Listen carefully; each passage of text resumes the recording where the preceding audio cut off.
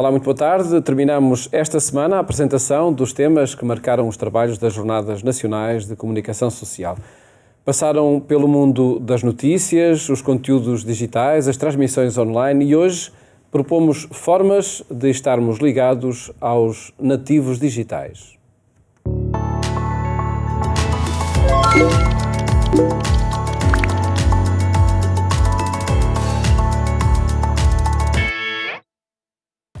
É a geração que nasceu a meio dos anos 90 e é o alvo preferencial de marcas e grupos de interesses. Vive nas redes sociais, mas já deixou o Facebook. Está de saída do Instagram e a chegar em força ao TikTok. Para comunicar com ela, é preciso conhecer o seu habitat. A geração Z vive exclusivamente online. Se forem perguntar a 10 pessoas desta geração quantos minutos veem televisão por semana, se calhar muitos deles dizem zero. Vivem na internet, a televisão, a rádio e o papel são coisas que já não fazem parte da vida deles. Para a comunicação ser efetiva, temos que nos adaptar e mudar o discurso. No meio de tantas mensagens rápidas e efêmeras, pedem-se conteúdos autênticos que façam a diferença. Nós temos aqui uma oportunidade de vir inserir conteúdo positivo e conteúdo construtivo dentro desta realidade. Portanto, diria que 95% do conteúdo que lá está e que realmente lhes interessa a eles é conteúdo vazio e cabe-nos a nós trazer os 5% que sejam importantes e construtivos. Mas habitar nas redes sociais não impede que esta também seja uma geração de causas. É uma geração que vive no telemóvel, nas redes sociais, mas que não é assim tão alienada como nós pensamos. É uma geração que agarrou como nenhuma outra a causa animal, o feminismo, a sustentabilidade, o clima. Portanto, é uma geração que claramente está à procura de alguma coisa. Por isso é que nos parece assim tão importante a Igreja estar onde essa geração está e poder oferecer alguma coisa, poder oferecer esta proposta de felicidade e esta boa nova. E para quem trabalha na equipa de comunicação da Jornada Mundial da Juventude Lisboa 2023, uma forma efetiva de tocar a geração Z é comunicar com testemunhos reais. Dar a cara, porque é isso que os jovens querem ver pessoas como eles. E, portanto, parece-me que isto é um ponto muito importante e que está a faltar. Muitas vezes vamos ver um feed do Instagram, por exemplo, de uma... Não quero apontar ninguém, mas, por exemplo, de uma diocese ou de uma paróquia e não vemos caras. À Igreja pede-se uma maior atenção à comunicação. Bons conteúdos, qualidade e regularidade serão determinantes para tocar e envolver uma geração, também ela cheia de causas e vontade de ser um fator de construção e mudança.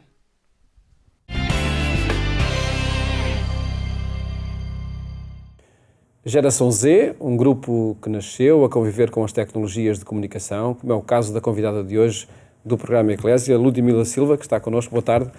Obrigado por estares neste programa, precisamente neste âmbito das jornadas de comunicação, e pedia-te para recordar essa experiência de participação no ambiente digital destas jornadas. Que oportunidade foi para o debate com outros públicos, se calhar não nativos digitais, sim. Sobre estas temáticas? Antes de mais, o facto das jornadas ter sido assim no meio digital, por si já foi revolucionário. Já foi muito bom neste sentido.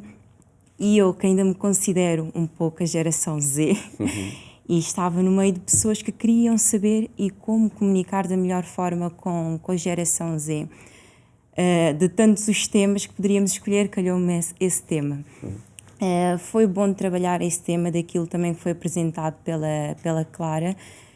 Mostraram-nos a forma que realmente que é isto, que os jovens que nasceram na geração Z estão muito ligados à tecnologia e que os que estão um bocado, os jovens mais fora, um bocadinho mais crescidos, às vezes sentem essa necessidade de chegar aos jovens, mas não sabem como nem os meios para chegar. Porque na realidade e daquilo que foram partilhando também, é que os jovens já não sentem tanto a presença dos jovens, por exemplo, no Facebook. E aquilo que eu partilhei, e partilhei com a Clara e com os que estavam presentes, é que os jovens, na verdade, continuam, por exemplo, no Facebook, mas só que estão de uma forma diferente. Não estão tão ativos como... De que forma é que lá estão? Falo de uma forma particularmente pessoal, que eu, por exemplo, passo no Facebook, mas não comento. É mais numa ótica de visualizar tudo o que aparece ali. Visualizamos, também gostamos muito de ver os memes e ter aquele contacto com os emojis e tudo mais. Mas depois, no que toca a criarmos conteúdo e a partilhar, eu acho que a nossa geração não se sente tão confortável, porque sentimos-nos um pouco invadidos nessa rede, porque tem pessoas mais crescidas, então que sai sempre aquela vergonha de que tudo o que publiquemos possa ser visto pelos nossos pais, pelos nossos avós, pelos nossos tios e depois... Mas isso é mau necessariamente? Não é que seja mau, mas nós temos vergonha. Nem sempre nos sentimos confortáveis para isso. E então procuramos sempre outras alternativas. E durante as jornadas da comunicação foi falado que a rede que agora os jovens utilizam muito é o TikTok. Mas que há uns tempos, se calhar diríamos no ano passado, era o Instagram. E porquê que os jovens saltam agora para o TikTok? Não só pela graça que é o TikTok, mas também porque o Instagram está a ser invadido pelos mais crescidos. Quer dizer, os nativos digitais querem um mundo só para si, é? Também um mundo em que não nos sintamos julgados. Creio que seja isso. Eu acho que se os adultos nos compreenderem e se lidarem connosco de uma forma gira, criativa, nós estamos abertos a isso. Agora, quando nos sentimos julgados, é normal que queiramos afastar um bocadinho e ficar no nosso canto e ter também e claro que podermos também explorar novas tecnologias é sempre uma coisa que é ótimo para nós, não é?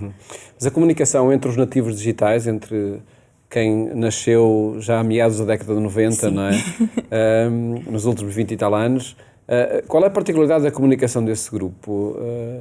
É criar todos os dias coisas novas? Eu acho que também é o criar conteúdo, mas é podermos estar e falar com pessoas que não estão ao nosso lado, que nós já estamos habituados a isto, quer dizer, durante esta pandemia sentimos muita falta de estar fisicamente com as pessoas, o que é normal, mas eu acho que se calhar se olhássemos há uns anos atrás, quando não existia a tecnologia, seria muito mais difícil, porque não havia um meio de comunicação como existe hoje em dia. Nós fazemos videochamadas, nós conseguimos facilmente mandar mensagens, então a forma de comunicar através das redes é totalmente diferente, o que nos facilita e para Quer nós dizer é que com ótimo. pandemia ou sem pandemia a comunicação entre nativos digitais teria acontecido de igual forma? Exatamente. Mediado pelas redes sociais, sim, não é? Nós somos muitas das vezes somos criticados quando saímos à noite e estamos no jantar e que estamos todos ao telemóvel e que publicamos tudo o que nós fazemos, mas é publicar porque queremos que as pessoas também tenham contacto com aquilo que nós vamos fazendo e mostrar o lado bom, porque sinto que a nossa geração é uma geração muito ativa, que quer ter contacto com as causas, quer fazer-se ouvir, e as redes é a melhor forma de nos fazermos ouvir. Portanto, se eu estou numa jornada mundial da juventude, por exemplo, é normal que eu queira reportar este momento para os meus amigos, para que eles possam também ver como é uma jornada, não no sentido de criar uma ilusão ou um fascínio, mas para eles também perceberem como é o meu dia-a-dia, coisas boas que acontecem na minha vida. Quer dizer, quando fazem uma publicação, seja de uma refeição, seja, enfim, de uma conquista na vida, sei lá, passar um exame ou entrar numa universidade, essa publicação vocês estão-se a dar a conhecer a vós mesmos? Eu sinto que é isto. Eu sinto que é isto que é para nos darmos a conhecer e para mostrarmos também uma outra face. Claro que, por vezes, o que acontece muito é que só partilhamos coisas boas e as coisas más ficam para nós. Mas eu acho que isto é como tudo na vida, não é? Também quando estamos tristes, por vezes temos aquela vontade de esconder dos nossos pais a nossa tristeza e mostrar só a nossa alegria. E nas redes nós tentamos mostrar tudo o que é melhor de nós e às vezes o que é pior acabamos por esconder, e quando se sabe o pior é o que normalmente torna-se um escândalo, não é? Porque sabe-se o pior e pensava-se que era tudo bom. Como é que vocês olham para os mais velhos e para a participação dos mais velhos nas redes sociais, nomeadamente no Facebook? Às vezes é um bocado vergonhoso vermos certas publicações, às vezes dá piada, quando andamos ali pelo Facebook e de repente vemos ali uma publicação. Eu faço muito isso às vezes. Vemos ali uma publicação e estamos a ler os comentários e deparamos-nos com as pessoas mais velhas a discutirem, a dizerem palavras feias. E então às vezes temos vergonha, eu pelo menos sinto vergonha daquilo, não é? É assim um bocado estranho. E o que normalmente nós procuramos nas redes é que as redes possam ser uma boa influência para nós, como nós tentamos também influenciar-nos uns aos outros através das redes. Portanto, o que nós esperamos realmente é que nos influenciem pelas coisas positivas. A partilha serve para isso, a partilha que se faça nas redes. Ludmila, tiraste também o curso de Comunicação e Marketing, sim, não é? Sim. E apontam por aí também as estratégias de utilização das redes sociais, apontam para esse poder positivo que a influência tem? Assim, em termos de comunicação, temos que ter uma comunicação coerente, uma comunicação que vai fluindo ao longo do tempo e perceber também quem é o nosso target, qual é o nosso público. E através do nosso público é que temos que começar a traçar um plano de comunicação e perceber realmente onde o nosso público está. Hoje em dia, quando se quer comunicar com a geração Z, procura-se muito o Instagram e o TikTok. O problema não é onde eles estão, mas a forma como se comunica. Se nós vamos a um TikTok e não fazemos vídeos engraçados, se vamos a um Instagram e fazemos vídeos grandes, publicações com textos grandes, fotografias sem qualidade, perde a importância. Portanto, é importante não só encontrar o meio onde comunicar, mas a forma como comunicar, ter todo o cuidado e tentar comunicar da melhor forma para que o que nós queremos que chegue da forma nítida e clara. E essa é a forma de participar ou entrar na bolha dos nativos digitais? Sim, eu acredito que seja essa forma e às vezes tentar também pensar como nós pensamos, né? Coisas simples, pensar em... Sem julgar, fiquei com essa ideia. Sim, pensar sem julgar e trazer coisas diferentes, não é? Hoje em dia, quando se falam por exemplo, na questão da igreja, a igreja tem muitos assuntos que são abordados dentro da igreja, pelo menos é o que eu sinto, mas que depois que não são abordados nas redes. E nós temos jovens, há uns dias atrás, quando saiu a notícia de que o Papa pretendia muito que as famílias apoiassem os casais homossexuais. Quer dizer, para um jovem católico, isso não nos escandaliza, porque nós sabemos que o nosso Papa não quer ninguém abandonado. Se Deus é amor e Deus é misericordioso, quer que estejamos todos ligados, não é? E para os jovens não católicos, aquilo foi uau, uma notícia final. O Papa Francisco também quer que os homossexuais sejam defendidos. Então é importante a Igreja comunicar que também está connosco e está connosco dessa forma, através das redes, partilhar tudo. E comunicar da vossa forma, sem dar corda, deixa-me dizer assim, àquelas participações e comentários, nomeadamente no Facebook dos adultos, onde vão julgar tudo e todos, não é? E de forma barata. Não nos sentirmos julgados, é sentirmos livres para podermos partilhar aquilo que somos, dizermos aquilo que nós pensarmos e para que aquilo seja como se fosse uma mesa redonda, em que todos podem falar, todos podem partilhar sem sentirem medo de que tudo o que digam acaba por ser contra eles próprios. Ludmila Silva, agradeço muito ter estado aqui a partilhar connosco essa forma de comunicar nas redes sociais, de forma tão genuína e tão positiva também. Muito obrigado. Obrigada. E nós neste programa vamos ainda ter tempo para destacar algumas notícias que marcam a atualidade. O plano pastoral para o ano 2020-2021 na Diocese de Viseu quer responder aos desafios da pandemia. A Diocese de Viseu apresentou o seu plano pastoral para o ano 2020-2021, que mobiliza os diocesanos com o tema Batizado, alimenta-te na esperança. O bispo diocesano explicou que querem que o programa seja vivido, assumido e produza frutos na Diocese. Se nós, cada um, o bispo, os sacerdotes, os consagrados, os leigos, os agentes pastoral, não fizermos esta conversão para aceitar a partir do coração este plano pastoral e depois fazermos tudo na vida das nossas comunidades para que ele possa realmente ser executado, para produzir bons frutos, de nada nos valeu um plano pastoral. A pandemia do novo coronavírus Covid-19 é um dos desafios da Diocese de Viseu. A proposta do novo plano pastoral tem 3 linhas essenciais: a aposta na espiritualidade e oração, a aposta na formação permanente dos agentes pastorais e o serviço caritativo. Mais do que nunca, com esta situação pandémica que nós temos, agravou a situação de precariedade das famílias. Temos aí alguns casos, começamos a notar cada vez mais uma procura de ajuda por parte das famílias e das pessoas e por isso temos que nos preparar e temos que trabalhar muito bem estes âmbitos da pastoral, estes campos, para poder responder de forma pronta e também neste espírito, no espírito de serviço e neste espírito cristão. Na Diocese de Viseu, a nova encíclica do Papa, Fratelli Tutti, é um instrumento de trabalho de atenção às pessoas. É um instrumento de trabalho, porque nós temos, hoje mais do que nunca, olhar para aqueles que estão doentes, para aqueles que sofrem, para aqueles que podem ser contaminados, mas também para aqueles que ficaram sem trabalho, que precisam de ajuda, e nós temos de ser uma igreja muito solidária, uma igreja muito fraterna. Ou somos irmãos, ou então nós não somos nada. No horizonte da Igreja Católica está também a Jornada Mundial da Juventude, em Lisboa, no ano de 2023. É uma das iniciativas para animar e mobilizar os jovens desta igreja local de Viseu. Esta perspectiva vocacional, que no fundo é transversal a todos os âmbitos da pastoral, não é? Está na família, está nos jovens, está na dimensão social, está em tudo. E encontrar aqui uma série de espaços físicos e não só, espaços de encontro, para começarmos a preparar e darmos continuidade àquilo que já vinha e para abrirmos novas perspectivas na preparação desses mesmos jovens com vários projetos que temos agora em mãos para que eles possam fazer esse caminho até 2023.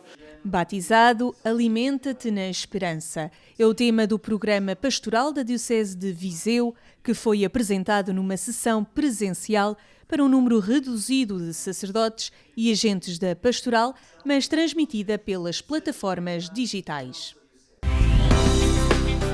A pandemia Covid-19 está a afetar a saúde mental da sociedade e em Portugal há pessoas que regressaram às consultas passados 10 anos. O psiquiatra e psicoterapeuta Vítor Cotovio disse que a pandemia do coronavírus Covid-19 afetou a saúde mental dos portugueses. Segundo o médico, há mais situações de problemas associados à saúde mental, bem como o agravamento de situações prévias que o levaram a encontrar-se com antigos pacientes.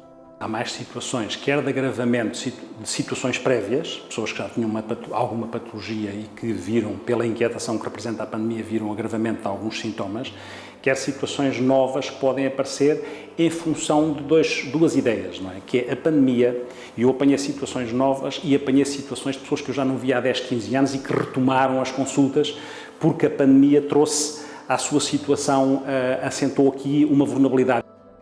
O diretor clínico da Casa de Saúde do Telhal, do Instituto de São João de Deus, destaca que o contacto está a favor da saúde mental. Por isso, não se deve confundir distanciamento físico com distanciamento social.